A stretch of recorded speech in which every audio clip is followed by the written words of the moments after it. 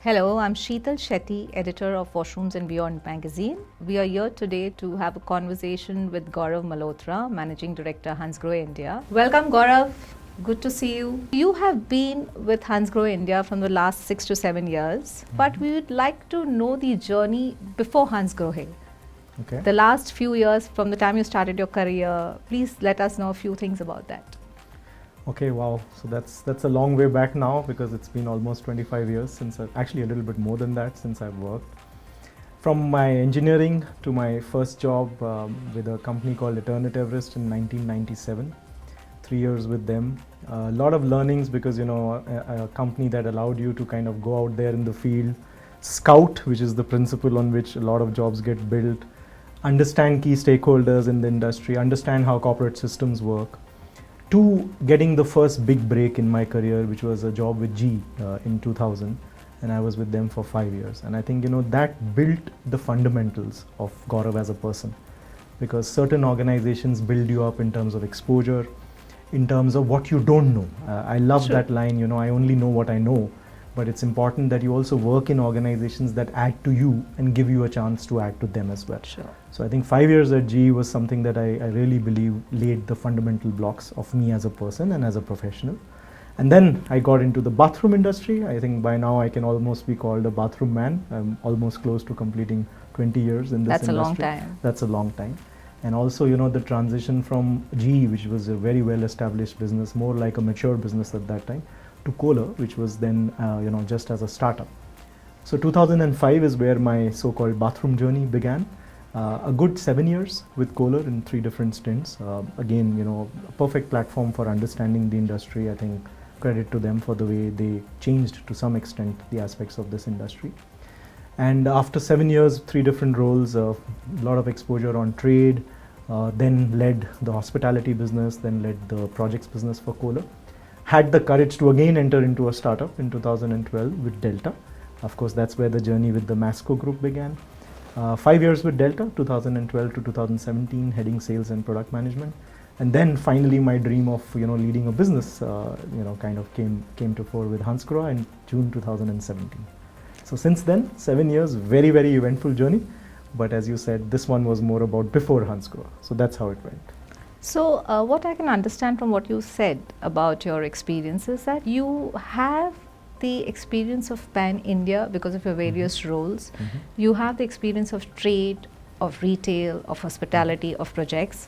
So, when you brought all this experience to the table at Hansgrohe, what were the new learnings here? Yeah, I think that's a good point. Thankfully with my previous stints, I had kind of understood different channels, different stakeholders, but also different investment philosophies. I think it's fair to say that it's different to match an investment philosophy of a family-owned business like the one that I mentioned before. Delta obviously was a slightly different investment philosophy. So I think the learnings were not just about the market side, but also about the investment side. So I think I tried as best as possible to do a bit of both, and at the same time look at the market that I'm venturing into and the consumers that I'm looking at, the trade partners that I'm going to work with, also of course the institutional buyers.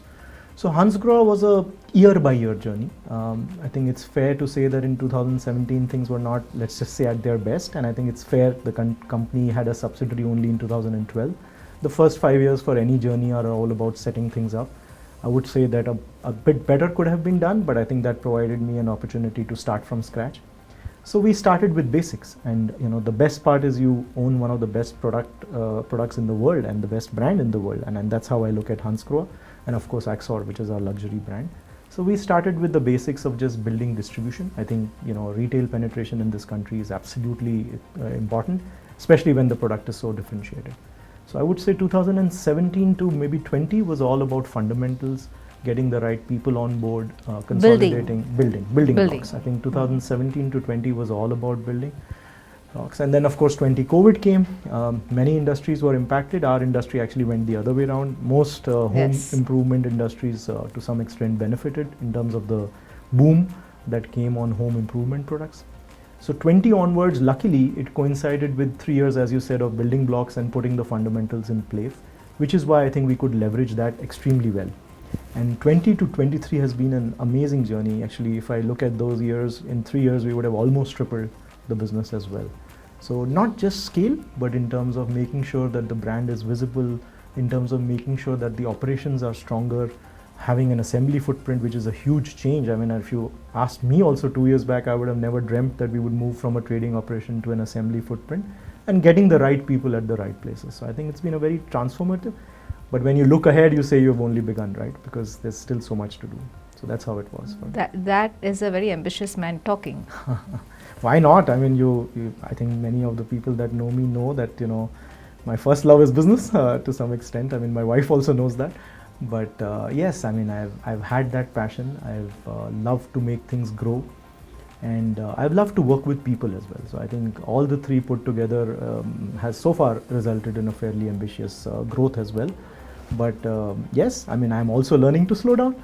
But I think setting the passion and setting the ambitions high is something that I like. So I would keep doing that. You just mentioned you also love working with people. That's so right. I would like to understand, is Gaurav Malhotra a people's man?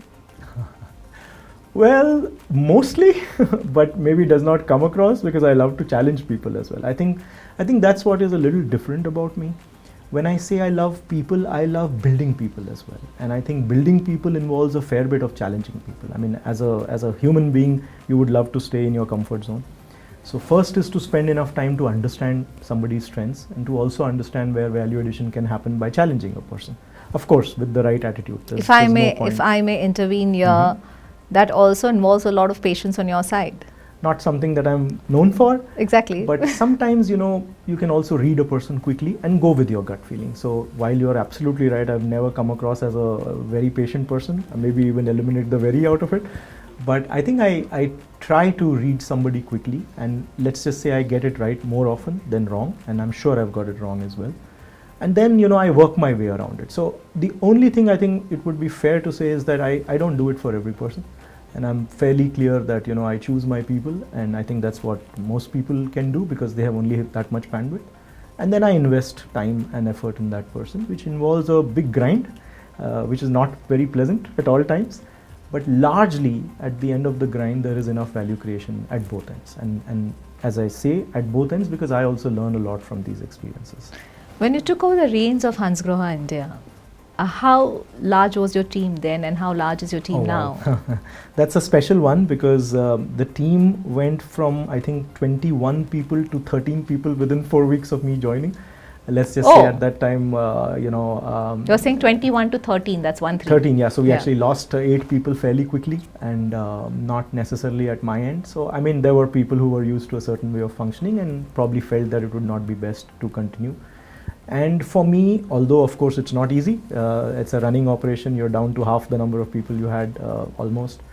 And I know that there were concerns with people from Germany also on that sudden change, but I think it gave me a chance to build my own team. And I think I'm just so thankful to get the right people. Also very thankful to the people that stayed, because I think both, experience within the company and a lot of new perspective from outside the company has helped us reach where we are today. So yes, from 21 to 13 to I think 137 people by the end of last year. It's been a very eventful journey. I also want to know, when you talk about this assembly unit, you said that 2 years ago you had not even thought that this would happen. Yeah. How is Germany taking to the growth in India? What kind of support do you get from your head office? Right. I think it started by first the need of having growth opportunities across the globe. So everybody is aware of the current situation in some geographies, mostly Europe as well as in China. But I would say even before the challenges that came, India was identified as a strategic growth market. We have what is called as a focus market. So we had 5 focus markets. So first India came within that. Then it became a strategic growth market, which is where they felt that the growth ambition that the group has over the next many years would need a little bit of focus in India because it could facilitate that growth. And then there was a full-fledged analysis of a longer-term plan. So with India, we have always been a niche business because obviously Axor and Hansgrohe to some extent stand for luxury and premium. But we also know what the market is capable of, and 1.4 billion, we don't even know the exact number now, but in terms of also the income distribution, the GDP per capita increasing, and wealth in general being available. So I think that's where they took a slightly bigger bet on India. And I think if you really see, we are probably only the second or the third assembly operation that was created to start. Otherwise they went for full-fledged manufacturing. So while we recognize that we still have scale to get, I think it's a clear indication of what India stands for to them in their longer term vision, that they change the footprint from a trading to an assembly, which also has a specific purpose, because when you play to the luxury segment, you want a differentiated product. And let's be honest, if the product comes from Germany, it has a certain brand equity to it. But when you're looking at lowering cost positions, especially at entry lines, then you need to have obviously the India made product, or let's say elimination of all costs like duty to some extent, to actually reach the desired price points. And so far we've been doing it by diluting a bit of margin, but I think at this stage we've realized that ultimately we need to build the capabilities in India. I'm very proud also that it is in line with Make in India initiatives, which is what our country is also wanting to achieve. So I think it's a start, but I'm pretty sure that it will get bigger and build up to something substantial soon. What I have understood about Hansgrohe as a brand is that it is always looked upon as a luxury brand. You rightly said that India is like 1.4 billion people, and all of us who are into business would like to have a bigger share of the pie. Yep. So when you or when Hansgrohe India came up with this assembly unit, what kind of perception do you think that would send in the market? Yeah, I think, and that's the question that we asked ourselves as well. And I think two aspects to it. One, if you look at pure luxury, which is where the sensitivity is the highest, right? So we have Axor. So that's a very clear different brand positioning. At no stage, I think even in the next 10 years, will we think of having Axor being made in India. We have a plant in Germany that specializes in Axor right now, and I think global equity prefers something which is made with the precision and the technology that German engineering is known for. So Axor will always be an imported product, at least for what I can see so far. And I think it's fair to say that Hansgrohe is about premiumness, but why would we believe that premiumness cannot be made in the country as well, which means that a product can cater to all the requirements of a premium offering by being assembled or manufactured at some point in India as well. Also, I think it's fair that Hansgrohe is a bit more commercial, because we have growth aspirations as well. So commercially it makes sense to not have the entire Hansgrohe line as a product which is imported, but look at building capabilities in India as well. So we will chase volumes at some point of time. I think it's fair to say that we will never have a volume focus, which is probably where a few of our competitors have gone. But yes, we would like to grow, and I think that's a reasonable ambition to have, and I'm sure assembly will go along in that. I'm sure it will. Yeah. The next thing which I wanted to ask you, Gaurav, was that you have trade, you have retail, you have projects, you have hospitality. So Hansgrohe's focus is in which of these primarily? I think focus comes from what is the value proposition, and our value proposition is differentiation. Now, where does a consumer appreciate differentiation? I think I don't want to be unkind to institutional buyers, because I used to head that business, but I think it's a fair task to say that trade is generally, or retail is generally, where you kind of get the right benefit out of having a differentiated product. So at some point of time, almost 90% of our business was retail, which is also where we invested initially. And to be fair, the cost positions were not there to really make a big impact in institutional business. But the last 2 years have seen the institutional business on a smaller base grow at a faster pace than the trade business, which means that the proportion is kind of leveling up a little bit. Still, trade or retail is our larger business by far, but we are now getting more and more visible in projects, and within that, last year is where we introduced our hospitality focus as well. I mean, hospitality is a great reference point, right? I mean, you and me travel, we stay in a hotel. It's obvious that if you see a brand that you really like, you tend to remember it more. Of course. And that's how hospitality has always been. So we've initiated focus to it. There are a few things on a functional level. We just entered ceramics. A lot of hoteliers want a full bathroom of products to be given by one brand. That was my next question that I was coming to. Right. So I think those solutions are coming, which is where our share will grow. But acceptance is good, and I'm fairly happy that we've started putting some focus on that effort as well.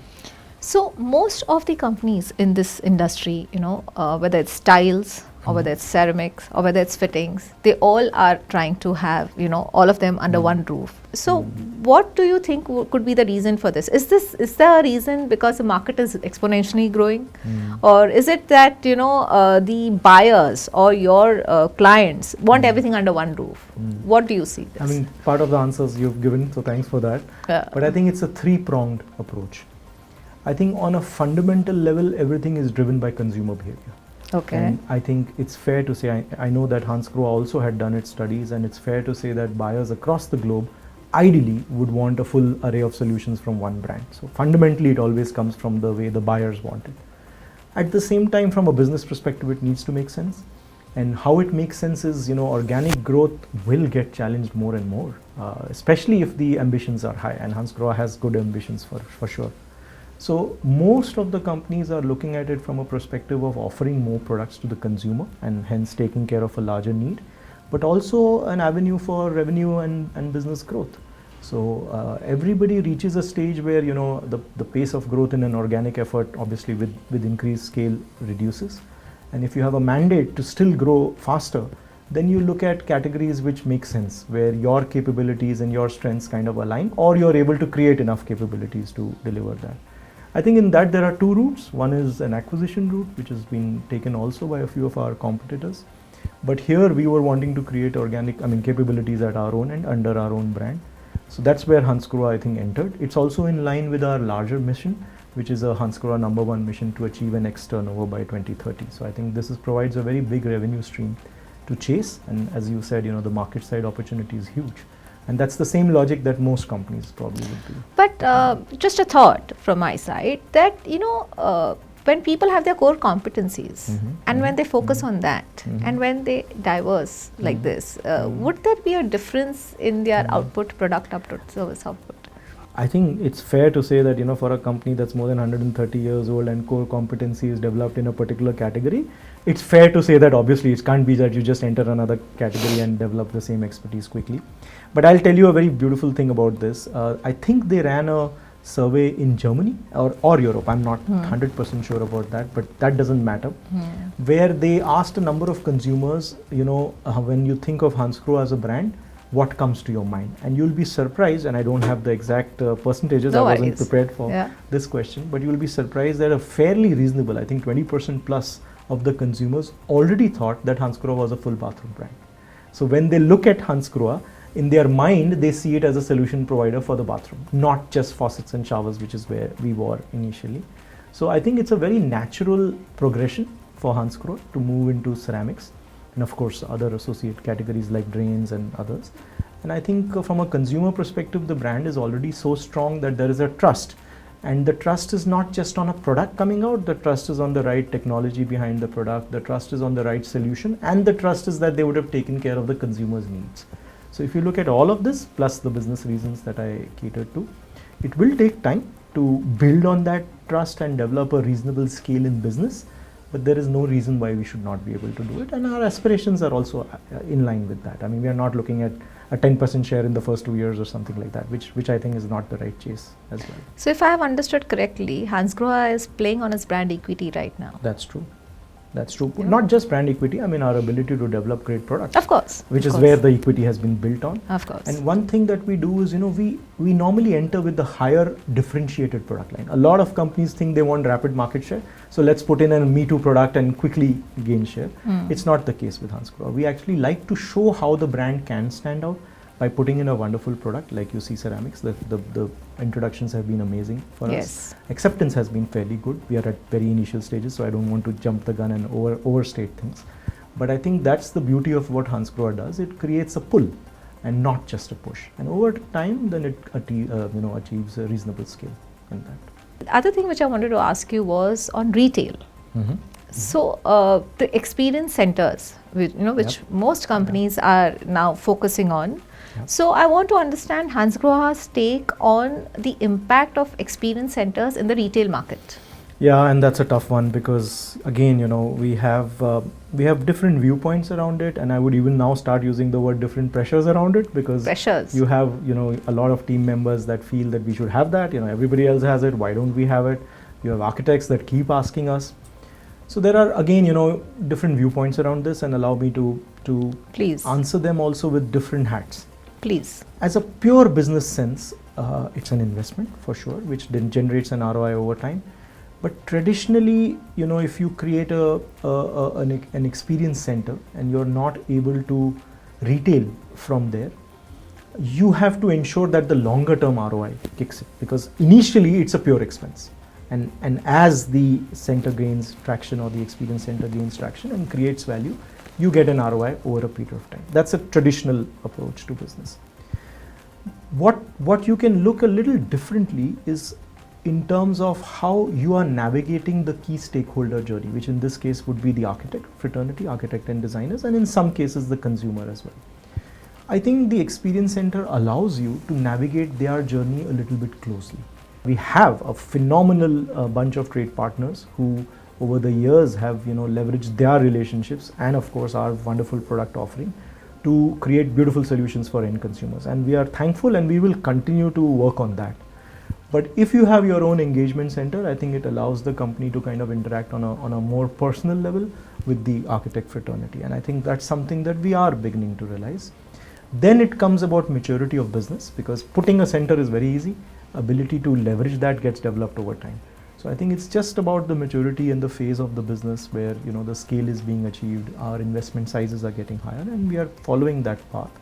And I do believe that we are not too far away, and I would not then quote further, but not too far away in terms of at least initiating something like this in one of the bigger cities in the country. Yeah, I can imagine, because you've set up the assembly unit. Yeah. And when you set up an assembly unit, I can only fathom the kind of business that you're anticipating. Yeah. And I think it's just that cycle.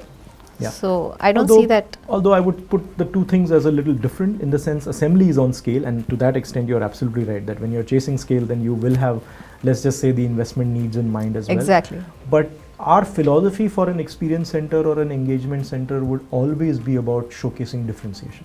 So we would not want to make it a full-fledged product display that kind of packs in everything that you have.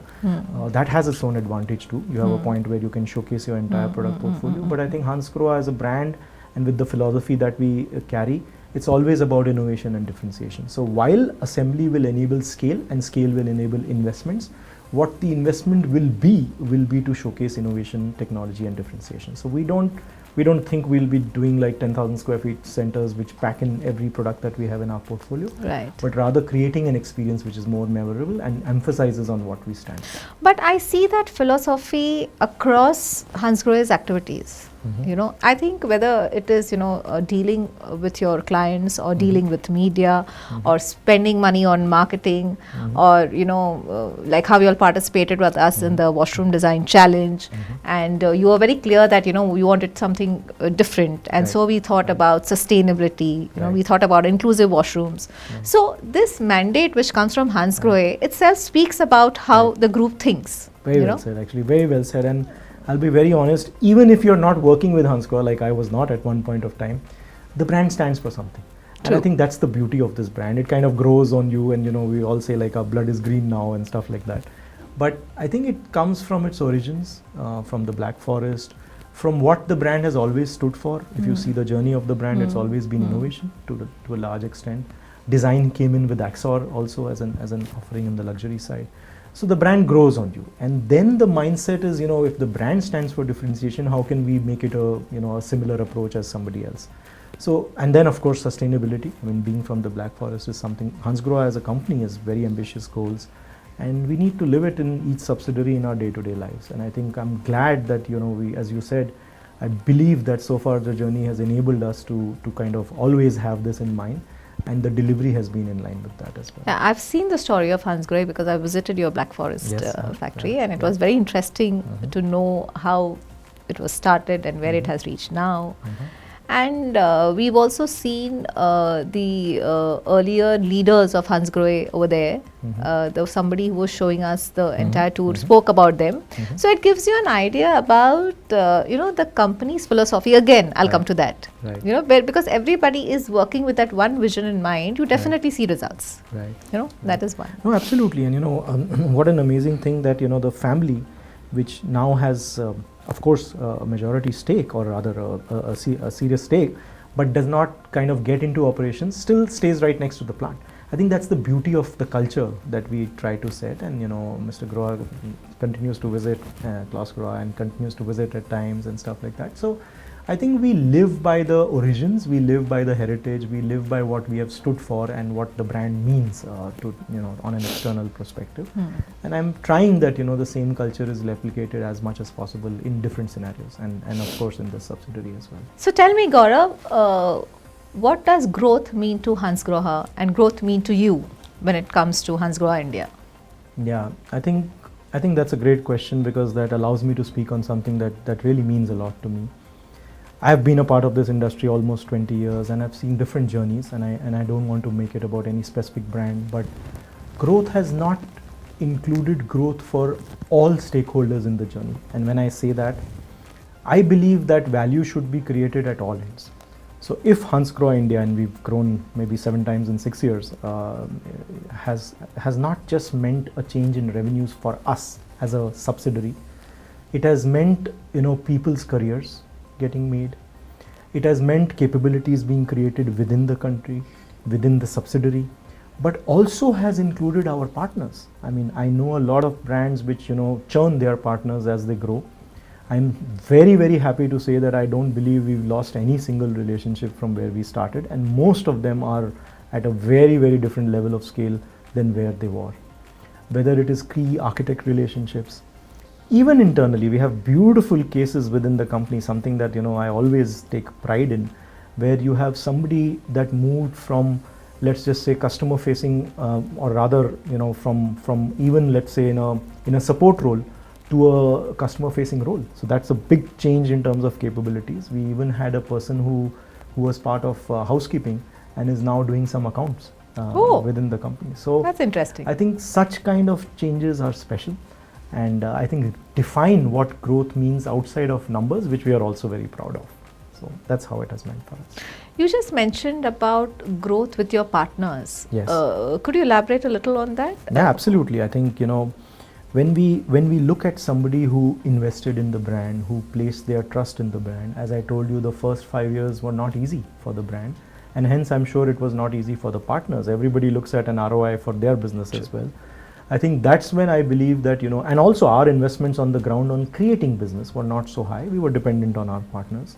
I think that's where, they placed the trust on us and they showed the conviction with the brand. And I'm super happy that that conviction was rewarded with scale being maybe 5x or 6x of what it was at that point of time. So our top 5 partners have more than tripled, I can easily say that, in the last 5 or 6 years. And I think that brings to them more confidence also in an even bigger journey ahead.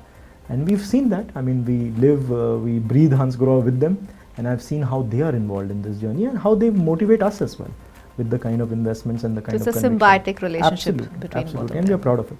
It means a lot to us. So you just mentioned that you were dependent on them, and that time you all were not creating business. So has that changed at the end of 5-6 years? Yeah, I mean, if you see, value is created based on your specifics at that point of time. I think what Hansgrohe always brought on the table was a brand, I mean the global positioning of the brand and product differentiation. Because of lack of scale, we didn't bring the investments that were needed on operations on the ground. And obviously, as we create a reasonable scale in the country, the investment philosophy changes. Of course, now it's completely changed. And I think now we are bringing more to the picture. Having said that, it's not that the partner steps out, which is the case in some other brands. In this case, they play their part by investing more in the brand, by exposing us to more revenue opportunities at their end, in some way also share shifts within their overall portfolio of brands. So I think the role changes, but the partnership continues to grow stronger. And I believe that's going to be the journey ahead as well. So ultimately, it's a win-win situation that you're looking at. It should remain always a win-win situation. So what are the next 5 years of Hansgrohe India looking like to you? Yeah, that's actually a little more difficult now than before, because earlier it was a bit more clear, and then when things happen so fast, you kind of start dreaming also a bit more, but you start becoming a little more cautious as well. So I think it's a good combination, isn't it? It's a good combination, and hence you want to get it right even more. When you've got something really, really well right the pressure at the is start, you don't want to kind of change that momentum. Which is why, and also the task is very different now. See, we're organically scaling up from a lower base very, very fast is still easy. That's being honest. That's being honest, and that's how I work. And I think now we've reached a scale where it's clear that the same levels of growth in percentage terms will definitely not happen. Also, it's a balance between, let's just say on one side sales, but on the other side operations. And you can, when you grow up too fast, it creates its own set of challenges on the back end especially. But I think I'm really happy with the way we've stepped up. I think it's also brought on forth some capabilities that need to be developed, and we are working on it. And the next big task is obviously to be there amongst the big boys at some point of time and to achieve even higher levels of scale. But that come from more fundamental changes. It doesn't come by adding more people on sales and just that, of course, part of the journey, but it comes from fundamental changes of creating opportunities and value where you can then address a larger penetration in the market. That's our long-term chase. We are not putting too much undue pressure on ourselves to achieve it in an X number of time, and we are not chasing any particular company or any particular number, but we are quite passionate to move towards that as well. But in the next 5 years, how do you see this industry changing? Yeah. I think one comes from, the initiatives that we've taken. So again, first from a pure initiative perspective, as I said, more and more brands offer complete solutions. For us, developing capabilities to sell ceramics, internal and external, the brand obviously standing for faucets and showers for so long, now as a full bathroom, solution provider. But also from the consumer side, and I think that changes very, very quickly as well. IoT has virtually been a part of every single product category now. And the consumers want experiences different now. I mean, their needs change every second, maybe week or so. So I think it's important that we also initiate the consumer journey. I mean, so far, when you play luxury, you kind of work a little closer to designers. And as more and more consumers become closer to the product, which is anyway happening, even at luxury end, you start initiating a more constant engagement with the consumer, stakeholder set. So we are also beginning to start that, and that will be a very different journey for us. It will test us, but it will also help us create, leadership and also a new set of capabilities at our end.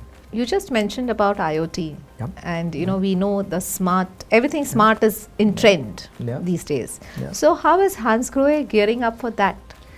Yeah, I would even say it's two ways. While everything is getting smarter, a mechanical operation is also being appreciated more. Okay, I'm glad to hear that. Yeah, when everything is getting electronic, and it's not that we don't have the products to offer, we have to. But I think what we did differentiated with our, for example, Rain Select, and I don't want to get into product specific, but it still involves a human element. It involves a beautiful experience of navigating water based on a touch and on pressure. So I think it's a bit of both, but at the same time, consumer experiences can never be discounted. Consumer needs can never be discounted, and it is a fair share that a consumer expects to be able to control, for example, the water delivery well before they even enter the house. Yes. So those are changes that need to happen. And in fact, in Germany, we were even in a project which is not just talking about the bathroom, but is trying to navigate the entire journey of water in the home. So there are many projects in the pipeline. There's a lot of effort going into that, and it's obvious that we, as a company and also as a product solution, will get smarter and of course be enabled more by an IoT perspective. Is there any difference in the European markets and the Indian market in this industry that has been observed by Hansgrohe? Yes, but I would say more and more not in basic consumer needs. Hygiene is something that is universal. The need for a differentiated product also, as with India, especially the global exposure rising so much. But in terms of operations, a fair bit. I think, expectation levels for Indians are a little different, and I think, that's the beauty of our culture. But let's just say that a consumer mindset will be different. From a perspective of, let's say, the fact that we have a lot of manufacturing facilities in Europe, the customers are used to having delivery times which are shorter. It's not the same over here. So we have to adapt in line with that, build the right expectation set. Even from a perspective of, let's say, from a trade perspective, the margin expectations, the level of investments in Europe, still you pay for retail shelf space. Here we haven't reached that yet, and I hope I'm not giving that away to any of my customers. But I think it's a different business model. You can't replicate exactly what works over there to India. Yeah, but do we need to? Because the markets are different. I think we need to take the best of both and create a system which caters to the best of both, which is always an attempt, but not so easy. But I think we are doing a fairly reasonable job on that. I remember my conversation with you, I think around 2020, 2021. And I don't see any change in your enthusiasm towards Hansgrohe India. I still see the same energy levels, So you give me a complex, Gaurav, with that. Wow. Okay. Yeah.